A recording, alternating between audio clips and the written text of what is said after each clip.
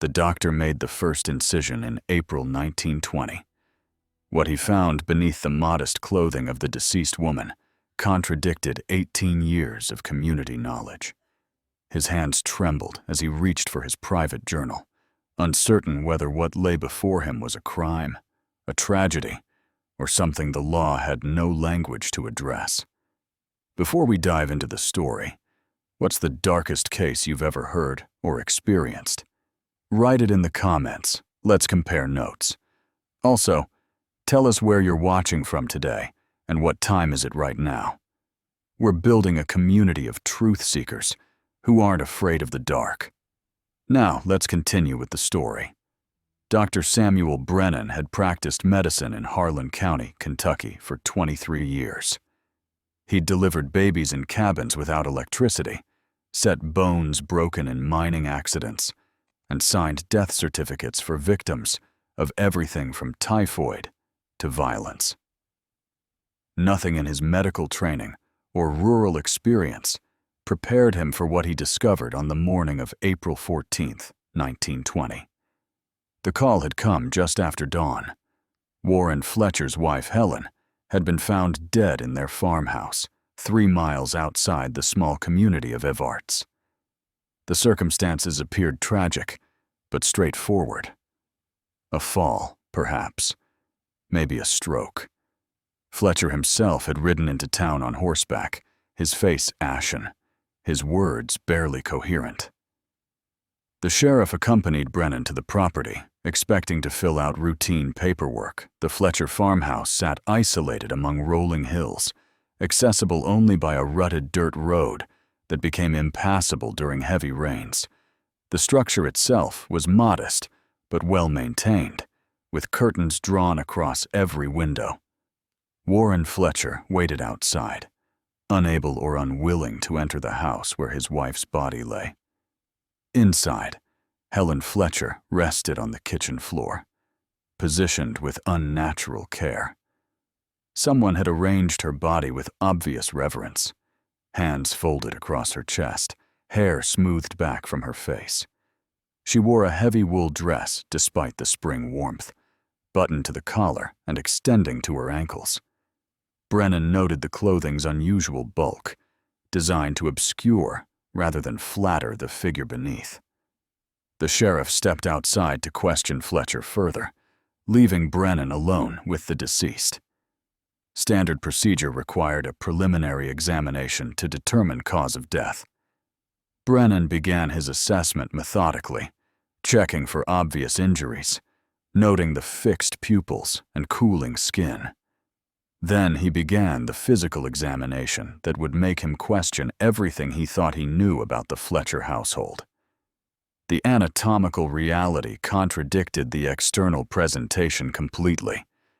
Helen Fletcher, the quiet woman who'd lived in this community for 18 years, who neighbors knew as Warren's devoted wife, possessed the physical characteristics of a biological male.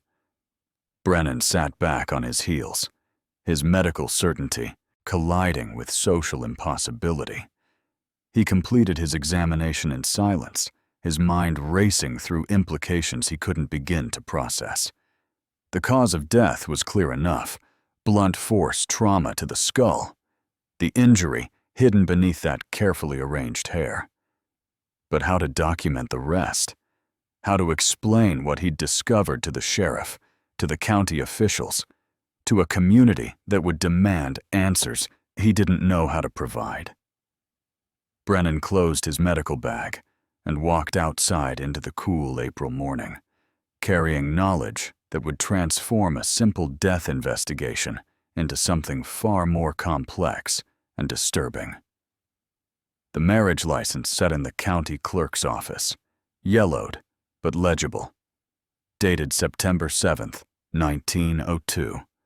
Warren Fletcher, age 26, farmer. Helen Marsh, age 23, no occupation listed. The document revealed nothing unusual on its surface, just another union recorded in the leather-bound register that documented hundreds of similar arrangements across Harlan County. But the story behind that certificate proved far more complex than the simple facts it contained. Helen Marsh had arrived in Everts on a late summer afternoon in 1902, carrying a single carpet bag and wearing clothing too fine for the rural Kentucky town. She'd stepped off the train alone, with no family to greet her and no clear explanation for her presence. The station master later recalled that she'd handed him a written note asking directions to the boarding house, pointing to her throat and shaking her head when he attempted conversation. Within a week, she'd met Warren Fletcher. Within a month, they were married. The speed of the courtship raised eyebrows, but in an era when practical considerations often outweighed romantic ones, a quiet bachelor farmer taking a wife wasn't particularly scandalous. People assumed Helen brought money, or that Warren simply needed help managing his property. The throat ailment became Helen's defining characteristic. She communicated through written notes, brief and to the point, her penmanship surprisingly bold and angular. Dr. Brennan's predecessor, old Doc Holloway, claimed to have examined her once in those early years. His notes, stored in the Medical Society archives, mentioned chronic inflammation, but offered no specific diagnosis. He'd recommended rest and avoidance of strain to the vocal cords. Helen had apparently followed this advice religiously for 18 years. The newlyweds settled into the isolated farmhouse that would become their permanent home. Warren handled all interactions with town merchants, neighbors, and officials. He bought supplies, sold crops, attended church services alone. When asked about his wife's absence from community gatherings, he explained matter-of-factly that she tired easily and preferred the quiet of home. In a region where many women lived hard, exhausting lives, this explanation satisfied most curiosity. Property records showed the farm had belonged to Warren's family. His parents died in a typhoid outbreak in 1898, leaving him the sole heir at age 22. For 4 years, he'd lived alone, developing a reputation as a competent, if unremarkable, farmer. Neighbors described him as polite but distant, someone who fulfilled his obligations without seeking friendship. The marriage certificate listed Helen's previous residence as Lexington, Kentucky, nearly 200 miles north. No family members attended the wedding. No correspondence ever arrived addressed to Helen from any relatives. When the minister who performed the ceremony later tried to recall details, he remembered only that the bride had seemed nervous and that the groom spoke both sets of vows, with Helen nodding her agreement. Bank records from the Evart Savings and Trust revealed something peculiar about the Fletcher household finances. Deposits and withdrawals bore Warren's signature exclusively until 1906, when documents began appearing with Helen's name. The signatures looked remarkably similar to Warren's own hand, though the bank clerk who processed these transactions never questioned the arrangement. Many husbands managed their wives' affairs, after all. One transaction stood out in the archived records. In 1907, Helen Fletcher sold a parcel of land she'd apparently inherited, though no deed transfer or inheritance documentation existed in county records. The sale brought $200, a substantial sum. The buyer's receipt bore Helen's signature, that same angular handwriting, but also included a thumbprint, as if someone had insisted on additional verification of identity. The Fletcher marriage existed in public records as a series of ordinary documents: a wedding certificate, property transfers, tax payments. Each piece of paper told a story of conventional rural life. None of them hinted at the deception that would be maintained, without apparent incident, for nearly 2 decades. None suggested the violence that would eventually shatter the careful construction Warren and Helen had built together. Ruth Dalton lived on the neighboring property, separated from the Fletcher farm by a quarter-mile of wooded hillside. In 1934, 14 years after Helen's death, a journalist from Louisville tracked her down to ask about the Fletchers. By then, Ruth was 62, widowed, and willing to discuss memories she'd kept private for decades. She remembered the autumn of 1903, her first attempt at neighborly connection. Ruth had baked an apple pie, still warm, and walked the distance to welcome the new Mrs. Fletcher properly. Warren answered the door, thanked her kindly, but explained his wife was resting and couldn't receive visitors. Ruth glimpsed a figure in the dim interior, someone tall and angular, moving quickly away from the doorway. Helen never came to the church socials, Ruth told the journalist. Never attended the quilting, circles, or the harvest gatherings. For years, I thought maybe she was shy, or perhaps she'd come from a wealthy family and found our rural ways beneath her. But there was something else, something I couldn't quite identify. The few times Ruth encountered Helen outdoors, the observations stayed with her. Helen wore men's work boots visible beneath her long skirts, the leather scuffed and practical. Her hands, when Ruth glimpsed them, showed calluses in unusual places, not the wear patterns of typical domestic work, but something different. Helen moved with long strides, catching herself and shortening her gait when she noticed Ruth watching. In 1908, Ruth's youngest child fell ill with scarlet fever. Desperate and frightened, she'd knocked on the Fletcher door near midnight, hoping Warren might ride for the doctor. Helen had appeared instead, wrapped in a heavy robe, despite the summer heat. She'd written quickly on a slate board kept near the entrance. "Warren in town.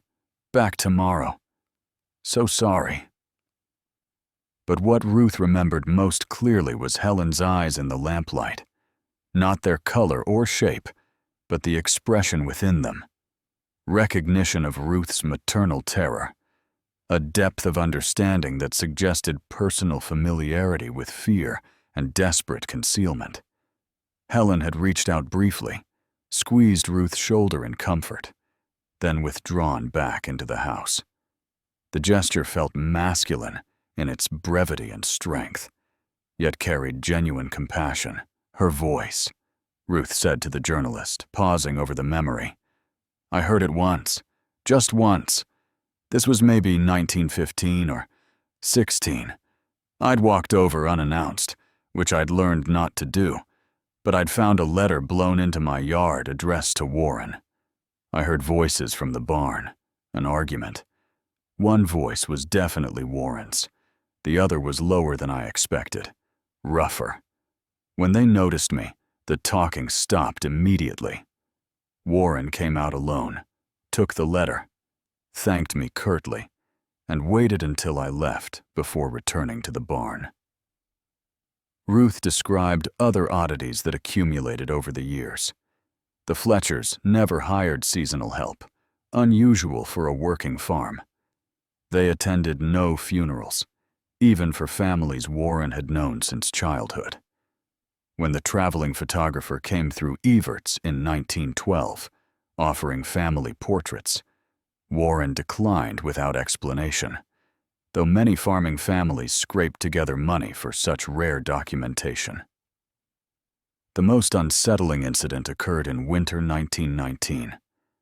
Ruth's husband had been hunting and took shelter in the Fletcher barn during an unexpected snowstorm. Through gaps in the wood slats, he'd seen Helen working, stacking hay bales with efficient strength. She'd removed her heavy outer coat in the barn's relative warmth.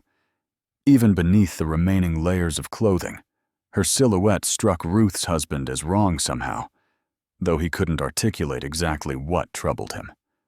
"My husband came home disturbed," recalled. "He said there was something unnatural about that household, but when I pressed him to explain, he couldn't find words for it. He just said Warren Fletcher's wife wasn't what she appeared to be, and we should keep our distance." Ruth had followed that advice. In the months before Helen's death, she'd seen the couple only twice, always from a distance. Both times, their body language suggested tension. Warren gestured emphatically, while Helen stood rigid and unresponsive. Ruth had wondered if their long, strange marriage was finally fracturing, but she'd never imagined it would end in violence, or that the truth about Helen would prove far stranger than any speculation. The Evarts Savings and Trust kept meticulous records, and those ledgers told a story of slow financial collapse. In 1914, Warren Fletcher's account showed healthy balances, the result of good harvests and careful management. By 1919, the numbers painted a dramatically different picture. The first significant withdrawal came in October 1917. $500, nearly half the account balance, removed in a single transaction. The bank manager's notation indicated the money went toward settling a debt with a Louisville creditor, though no details specified the debt's nature. 3 months later, another $200 disappeared, this time documented as payment for livestock that never appeared on the Fletcher property.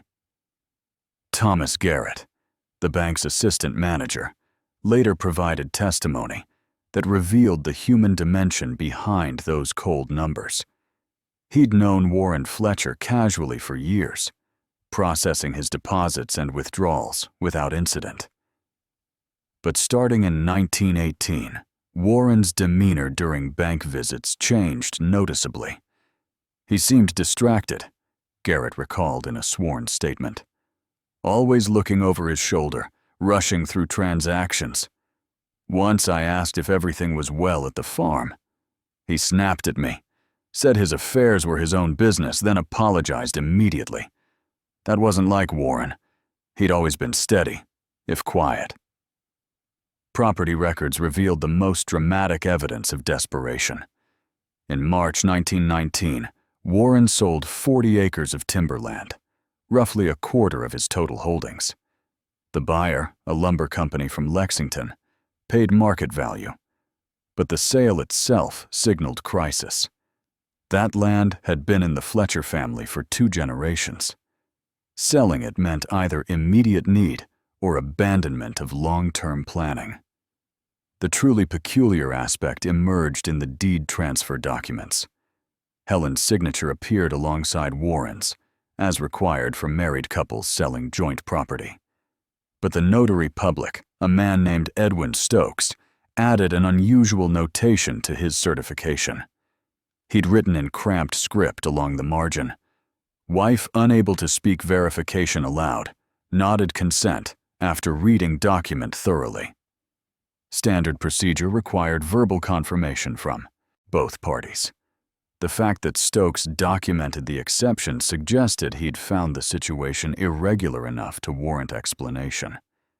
Yet he'd accepted the nodded consent and completed the transaction, either trusting Warren's established reputation or unwilling to investigate further. More troubling patterns emerged in the mortgage records. In June 1919, Warren borrowed $300 against the remaining property, using the farmhouse and land as collateral. The interest rate was punishing, 18%, the kind of terms typically reserved for desperate borrowers with poor prospects. The loan came due in 6 months, with full repayment required, or foreclosure proceedings would begin. Bank correspondence preserved in the archives showed increasingly urgent notices sent to the Fletcher farm. First polite reminders, then harm warnings. Finally, a notification that foreclosure procedures would commence in January 1920 unless payment arrived immediately. The final letter, dated March 5, 1920, informed Warren that a county representative would visit the property on April 20th to assess the land's value for auction. Helen's death occurred April 14th, 6 days before that scheduled visit. The financial documents revealed another curious detail. Several transactions from 1918 and 1919 showed attempts to access Helen's personal funds, the money from that mysterious land sale back in 1907. But those accounts had been emptied months earlier, the withdrawals bearing Helen's signature in that familiar angular hand. Thomas Garrett remembered Warren's reaction when informed the accounts were depleted. "He seemed genuinely surprised," Garrett said. "He asked when the withdrawals had occurred, and I showed him the dates. He went pale, actually gripped the counter for support. Then he left without another word." The money's destination remained unknown. No corresponding deposits appeared in Warren's accounts. No major purchases were documented. Several $100s had simply vanished, leaving the Fletchers facing financial ruin with no apparent reserves. Whatever crisis had consumed their savings, it had done so quietly and completely, draining away their security just as external pressures mounted to unbearable levels. Sheriff James Holloway stood in his office 3 days after the discovery, staring at Dr. Brennan's confidential report. The document sat on his desk like something toxic, words that couldn't be unwritten, facts that couldn't be ignored. He'd been sheriff of Harlan County for 11 years, handling everything from bootlegging to claim disputes. Nothing had prepared him for this. The immediate problem was procedural. Kentucky law in 1920 provided no framework for documenting what Brennan had discovered. The death certificate required identifying the deceased, but which identity should be recorded? The legal identity everyone knew, or the biological reality no one had suspected? Holloway drafted 3 different versions, crossing out each in frustration. His incident report proved equally problematic.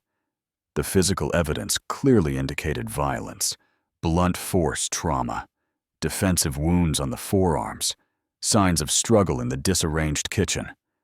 This was homicide, not accident or natural death. But how to describe the victim without revealing information that would destroy whatever remained of the deceased's dignity? Holloway sent a telegraph to the state attorney general's office in Frankfurt. His carefully worded message requested guidance on unusual circumstances requiring legal clarification in a death investigation. The response arrived 48 hours later, terse and unhelpful. "Sheriff Holloway, document facts as discovered. Proceed with investigation per standard protocols. Refer complex legal questions to county prosecutor." The county prosecutor was a 28-year-old attorney named Martin Jessup, newly appointed and eager to establish his reputation. Holloway had worked with him on 2 previous cases, finding him competent but overly concerned with public perception. This case would test Jessup in ways the young lawyer couldn't possibly anticipate. Meanwhile, Warren Fletcher remained at his farm, not yet arrested, but under obvious suspicion. Holloway had questioned him twice, finding his answers consistent but evasive. Warren admitted to discovering his wife's body, claimed he'd been in the barn doing morning chores when he heard a crash from the house. He'd found Helen on the kitchen floor, already dead, and rode immediately for help. The timeline didn't work. Brennan estimated death had occurred at least 6 hours before Warren reported it, based on body temperature and rigor mortis. Warren had been alone with the body for hours, doing something that left the kitchen oddly clean, despite signs of earlier violence. He'd changed Helen's clothing, Brennan noted. The original garments found wadded in a bedroom corner, blood-stained and torn.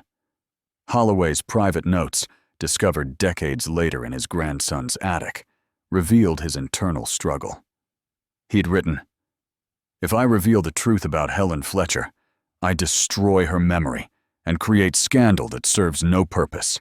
If I conceal it, I compromise the investigation and potentially let a killer manipulate the proceedings. The law gives me no guidance. My conscience provides no clear answer. The social implications troubled him equally. Rural Kentucky communities were tightly bound by reputation and respectability. The Fletcher family, though Warren was the last of his line, had lived in Harlan County for 3 generations. Revealing Helen's secret would taint that legacy permanently. It would also raise uncomfortable questions about how such a deception persisted for 18 years without anyone in authority noticing or intervening. Holloway consulted with the county coroner, Judge Harold Kincaid, who'd held his position for 23 years. Kincaid listened to the situation, his expression growing increasingly grave. Finally, he offered his opinion. "James, this is beyond our provincial understanding. Document what you must, but consider carefully what serves justice versus what serves gossip. The deceased can't defend their choices. We shouldn't condemn them in death for whatever private arrangements they made in life." But there was still the matter of violence. Someone had killed Helen Fletcher, regardless of what secrets she carried. Holloway couldn't ignore that fundamental fact. He drafted an arrest warrant for Warren Fletcher, charging him with murder. The warrant described the victim simply as Helen Fletcher, wife of the accused, avoiding any mention of the complications that would emerge at trial. On April 18, 1920, Holloway rode out to the Fletcher farm with 2 deputies. Warren answered the door calmly, as if he'd been expecting them. He offered no resistance, asked only to lock up the house properly before leaving. As deputies searched the property for evidence, Holloway watched Warren's face, looking for guilt, fear, or relief.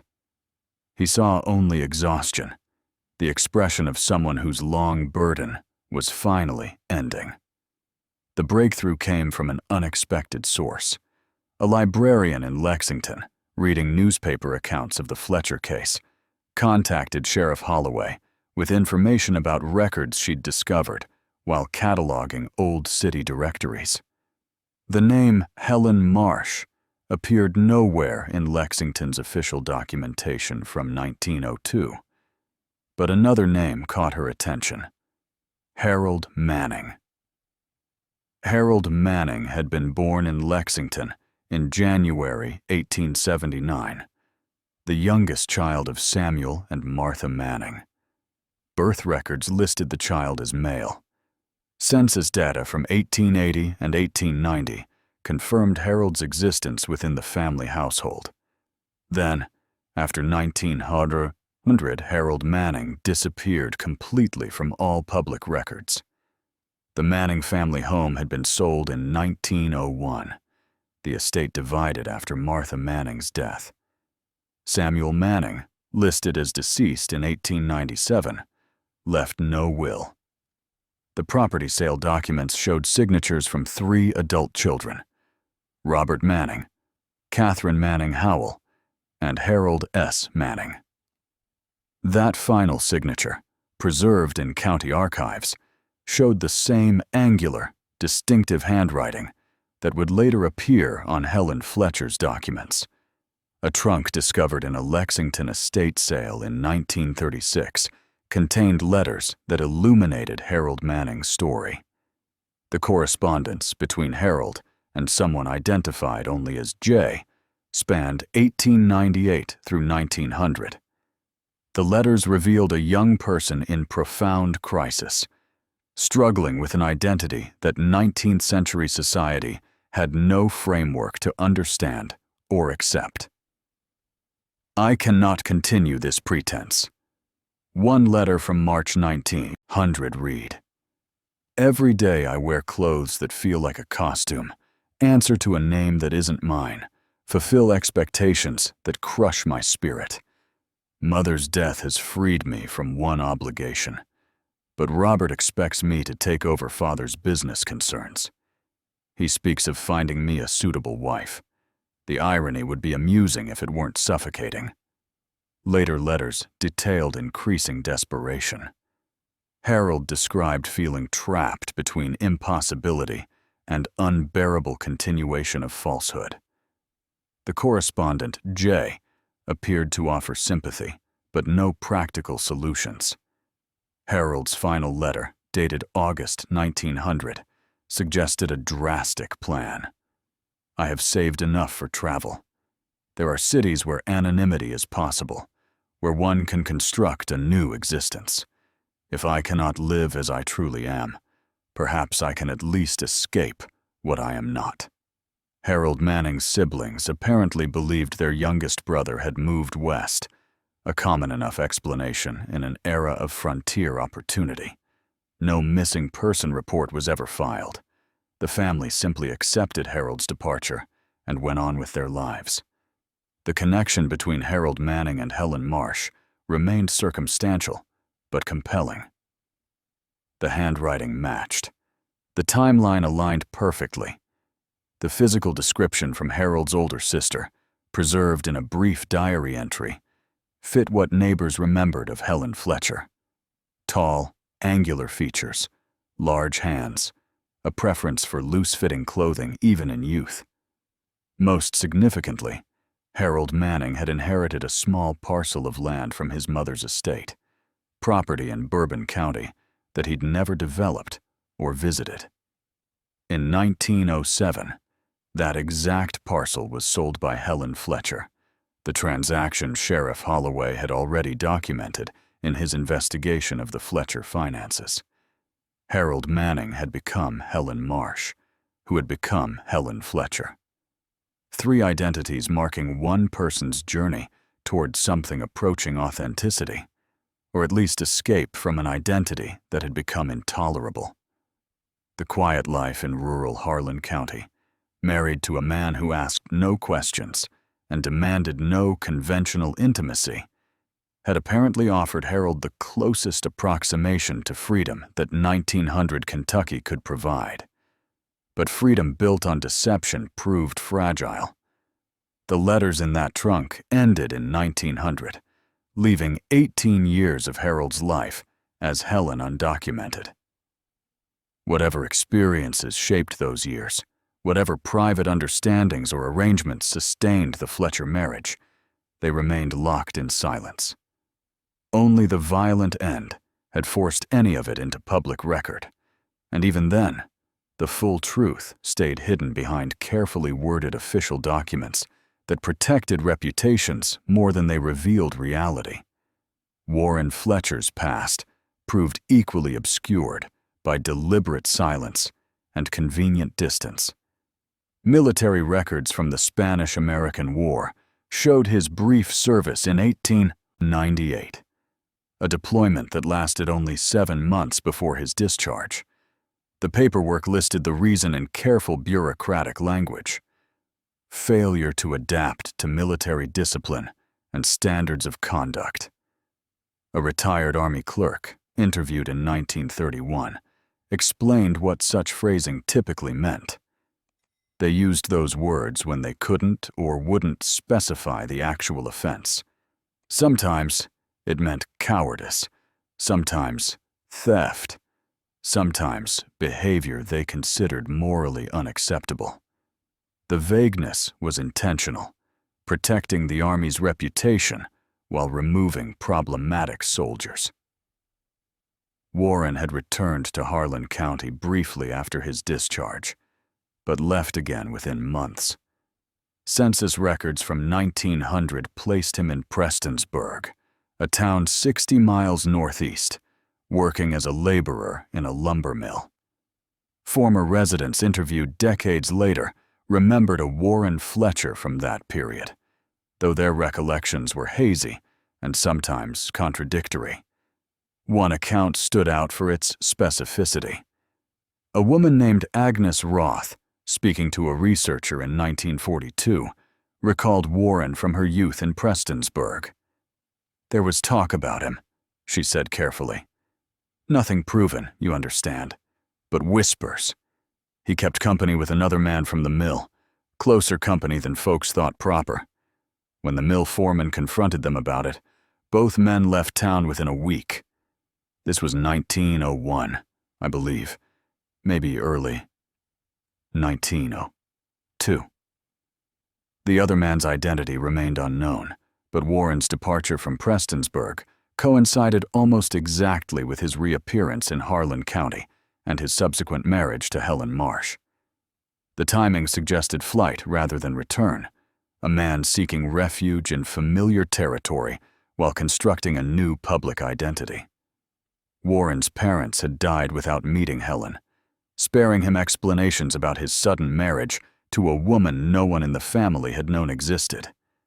His only living relative, a cousin in Virginia, later told investigators that Warren had written once after the wedding, a brief letter stating he'd married and settled on the family farm.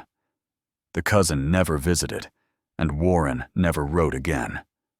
The marriage itself began to look less like romance and more like mutual protection. Two people, each carrying secrets that could destroy them in early 20th century rural America, finding in each other a solution to otherwise impossible situations. Warren needed the appearance of conventional married life. Helen needed a place to exist without constant scrutiny or questions about her past.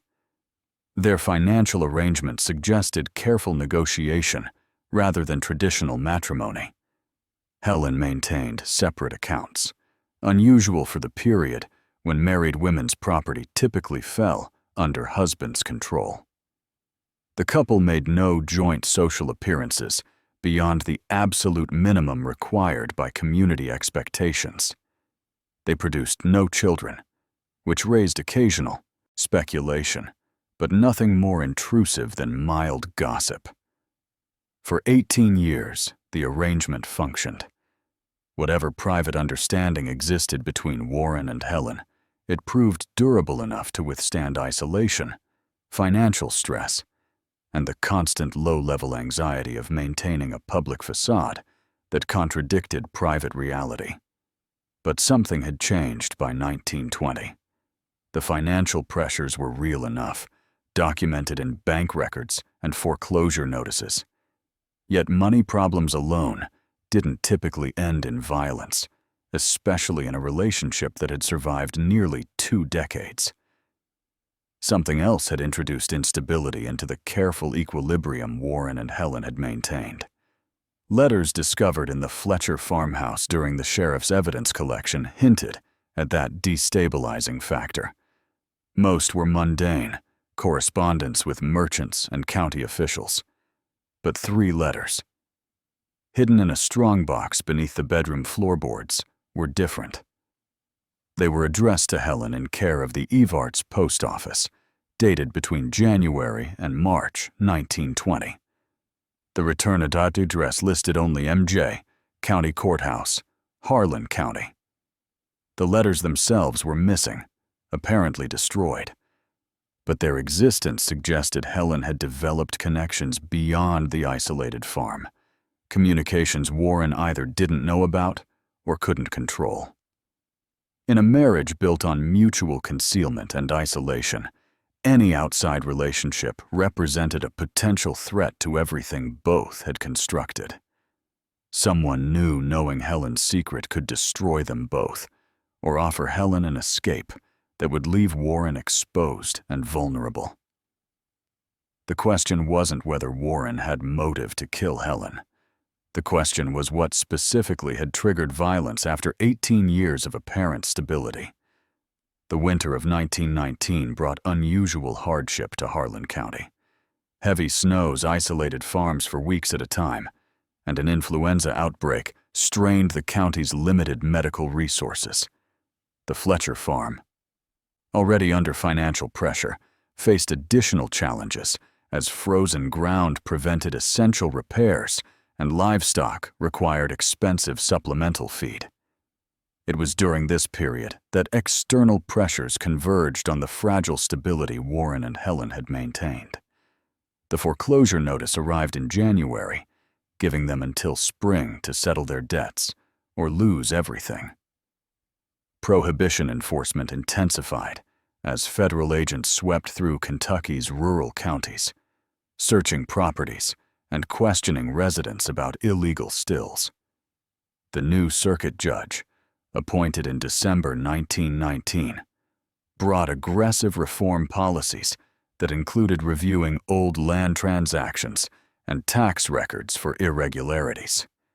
Most significantly, a young attorney named Martin Jessup had taken the position of county prosecutor in November 1919. Ambitious and thorough, Jessup made it his practice to personally review property foreclosures, ensuring legal procedures were followed correctly. This meant he would inevitably visit the Fletcher farm to document the land's condition and to avoid ownership claims. A traveling salesman named Paul Hendricks provided crucial testimony about the weeks before Helen's death. Hendricks sold agricultural equipment and made regular circuits through rural Kentucky. In late March 1920, he'd stopped at the Fletcher farm, hoping to interest Warren in a new plow design. "I heard them before I reached the house," Hendricks told investigators. Voices raised in argument, which was unusual because the place was typically quiet as a tomb. I couldn't make out specific words, but the tone was clear.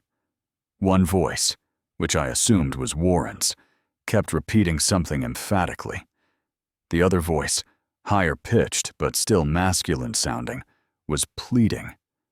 That struck me as odd at the time, though I didn't understand why until later. Hendricks had knocked on the door. The arguing stopped immediately. Warren appeared after a long delay, his face flushed, refusing to discuss equipment purchases and asking Hendricks to leave. Through the window, Hendricks glimpsed Helen in the kitchen, her back turned, shoulders rigid. Warren seemed frightened, Hendricks recalled. Not angry like you'd expect after an argument. Actually frightened, like a man watching his whole world about to collapse. Other witnesses reported similar observations from that final month. The postmaster remembered Warren collecting mail with unusual frequency, always asking specifically if anything had arrived for Helen. A merchant in Evarts recalled Warren purchasing a train ticket to Lexington in early April. Unusual because Warren rarely traveled and never mentioned taking Helen anywhere. Most tellingly, the county clerk's assistant mentioned seeing Helen in town, alone, in mid-March. This was extraordinary because Helen never came to town unaccompanied. She'd entered the courthouse, stayed approximately 30 minutes, and left without speaking to anyone. The assistant couldn't say which office Helen had visited, but the courthouse housed only 3 departments: the clerk's records office, the tax assessor, and the prosecutor's office. The pieces suggested Helen was planning departure, the missing money from her accounts, withdrawn gradually over months. The visit to the courthouse, possibly to obtain necessary documents. The arguments Hendricks overheard, likely about Helen's intentions to leave. Warren's fear, justified if Helen's departure would expose their arrangement and destroy what little remained of his reputation and property.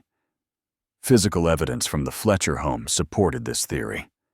Deputies found a carpetbag packed with clothing in the bedroom, hidden beneath the bed. The garments were practical traveling clothes, sturdy and plain. Tucked into an interior pocket was a slip of paper with an address in Louisville and a date: April 20th, 1920. That was the same date the county representative was scheduled to assess the Fletcher property for foreclosure. Helen had apparently planned to leave on the exact day Warren's financial crisis would reach its conclusion. Whether this timing was coincidental or deliberately chosen remained unclear, but the implication was devastating. Helen intended to abandon Warren at his moment of greatest vulnerability, when he most needed the appearance of stable married life to negotiate with creditors or seek assistance. Warren's desperation must have been absolute. 18 years of careful construction collapsing simultaneously on multiple fronts, with the one person who shared his secret preparing to walk away. The question was no longer whether Warren had motive to kill Helen, but whether he'd seen any alternative to violence. The morning of April 14, 1920, began with rain. Not the violent storms common to Kentucky spring, but steady, cold precipitation that turned the farm's dirt yard to mud and made the house feel even more isolated than usual. Warren later claimed he'd been working in the barn since dawn, though investigators found this timeline implausible, given the weather and lack of urgent tasks requiring attention in such conditions. Physical evidence reconstructed a confrontation that began in the bedroom and moved to the kitchen. Furniture showed signs of disturbance, items knocked from surfaces. The packed carpet bag had been pulled from its hiding place, its contents scattered. Whatever triggered the violence, it involved that planned departure and the secrets it threatened to expose. Dr. Brennan's medical examination revealed defensive wounds on Helen's forearms, indicating she'd tried to protect herself. The fatal injury came from a single blow to the back of the skull, consistent with falling backward and striking the kitchen table's corner. Whether Warren struck her deliberately or she fell during a struggle remained ambiguous, though the violence was undeniable. What happened after the death proved equally significant. Warren didn't call for help immediately. Instead, he spent hours staging the scene, transforming a violent death into something he could present as tragic accident. He cleaned Helen's face, combed her hair, changed her clothing from the traveling outfit she'd been wearing into a familiar house dress. He arranged her body with obvious care, positioning her hands in a gesture of peace she certainly hadn't felt in her final moments. Most disturbingly, Warren had attempted to destroy evidence of Helen's planned escape. He burned papers in the kitchen stove, though he'd been careless enough to leave fragments readable. Investigators recovered portions of what appeared to be a letter, written in Helen's distinctive hand, addressed to someone whose name had been burned away. The surviving phrases were fragmentary, but suggestive. Finally found courage to, and under Sodom, if you cannot accept, and have lived falsely too long already. The letter suggested Helen had intended to reveal her secret to someone, possibly someone she believed might accept or even reciprocate deeper feelings. This added another dimension to Warren's motive. He wasn't just preventing Helen from leaving. He was preventing her from sharing their secret with someone unknown, someone who might expose everything Warren had spent 18 years protecting. Warren's actions after calling for help indicated a man attempting to maintain control, even as his world collapsed. He'd met Sheriff Holloway and Dr. Brennan outside the house, physically blocking the doorway initially, explaining that his wife had fallen, that he'd discovered her already deceased. His story emphasized Helen's chronic health problems, her frequent dizzy spells, her general frailty. But once Brennan completed his examination and shared the findings privately with Holloway, Warren's facade crumbled rapidly. When confronted about the inconsistencies in his timeline, about the cleaned scene, about the destroyed papers, Warren had simply stopped talking. He didn't deny. He didn't explain. He retreated into silence that mirrored Helen's 18 years of voicelessness. The arrest came 4 days later, after investigators discovered the packed bag and the fragments of Helen's letter. Warren accepted the handcuffs without resistance, his expression suggesting something close to relief. Sheriff Holloway later wrote that Warren seemed less like a man being arrested and more like someone finally permitted to stop performing. In his cell, Warren made one request. He asked for writing materials, stating he wanted to provide a full confession. Holloway supplied paper and pen, expecting a straightforward admission of the events on April 14th. What he received instead was a document that transformed the entire investigation, and revealed that the tragedy extended far beyond a marriage maintained through deception and ending in violence. Warren's confession began with 3 words that seemed simple, but carried devastating implications. Helen wasn't leaving alone. The statement suggested complexities investigators hadn't considered, connections they'd missed, and a third person whose role in the Fletcher tragedy had remained entirely hidden until Warren decided the truth, however damaging, had to be told. The confession would reveal that person's identity, and the revelation would shatter what remained of the community's understanding of everything that had happened. Warren Fletcher's confession filled 11 pages of careful handwriting. Sheriff Holloway read it twice before understanding the full implications, and when he did, he immediately called for prosecutor Martin Jessup. What happened next would become one of the most bizarre twists in Kentucky legal history. The confession explained that Helen had indeed been planning to leave, but not alone, and not simply to escape. She'd fallen in love. The object of her affection was someone she believed understood her, someone whose kindness during brief encounters she'd interpreted as romantic interest. That someone was Martin Jessup. According to Warren's account, Helen had first encountered Jessup in February 1920, when the prosecutor visited the Fletcher farm on routine business regarding their foreclosure. Jessup had been professional and courteous, treating Helen with the same respect he'd show any property owner, asking her opinion on land boundaries and structural conditions. For Helen, starved for recognition and dignity after 18 years of hiding, this basic courtesy felt like something profound. Helen began finding excuses to go to town, always timing her visits to coincide with Jessup's courthouse hours. She'd linger in the building, hoping to encounter him. When she did, Jessup would nod politely, perhaps exchange a brief greeting. To him, these were forgettable moments of professional courtesy. To Helen, they were evidence of a connection she desperately wanted to exist. The letter fragments investigators had recovered weren't farewell notes to Warren. They were drafts of a confession Helen intended to give Jessup, revealing her true identity and expressing her feelings.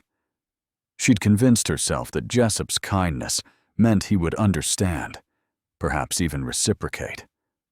She planned to tell him everything on April 20th, the same day as the foreclosure assessment, believing they could leave together and start fresh somewhere else. Warren had discovered these letters 3 weeks before Helen's death.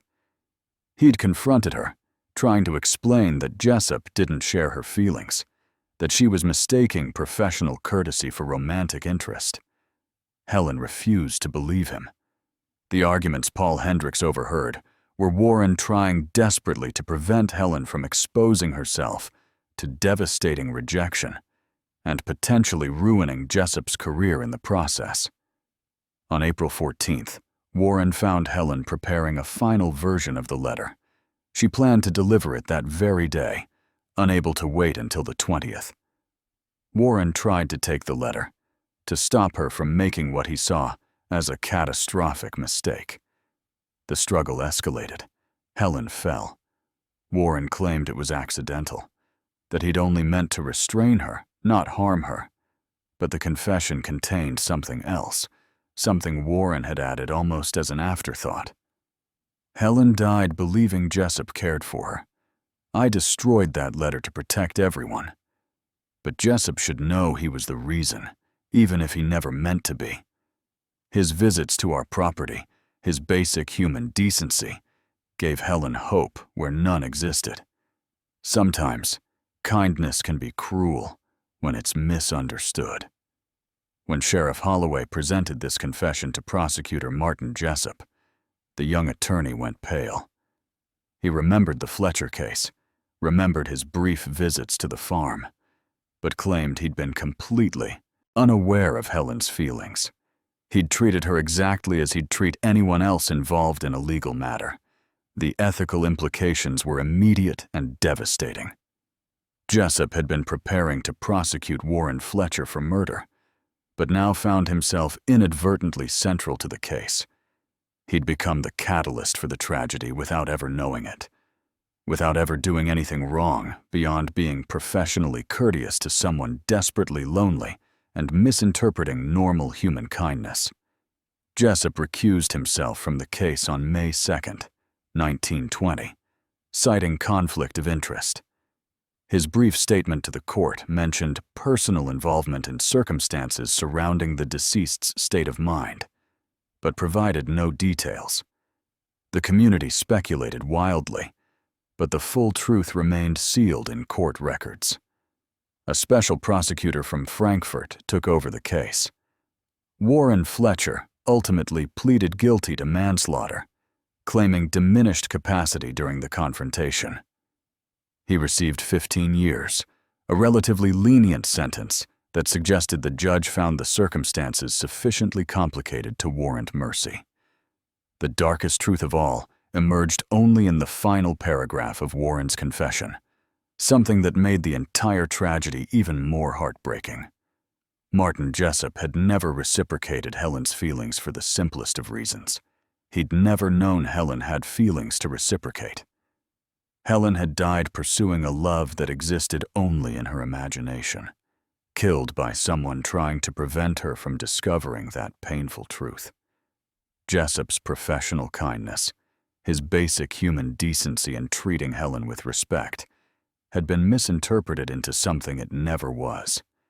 And in the end, 3 lives were destroyed. Helen, who'd finally found courage to reveal herself to someone she believed would understand. Warren, who'd killed trying to prevent what he saw as inevitable devastation. And Martin Jessup, who would spend the rest of his life knowing that his ordinary kindness had inadvertently set a tragedy in motion, even though he'd done nothing wrong. Sometimes the cruelest thing about secrets is not their revelation, but the desperate, doomed attempts to protect them. If this story unsettled you, if it made you think about the hidden lives people lead and the tragic misunderstandings that can destroy them, hit that like button. Subscribe to this channel because we're committed to telling the stories history tried to bury, the cases that reveal uncomfortable truths about how society treated those who didn't fit its narrow definitions. These aren't just historical curiosities. They're reminders of real people who suffered in silence, and we owe them the dignity of remembering their stories, no matter how dark.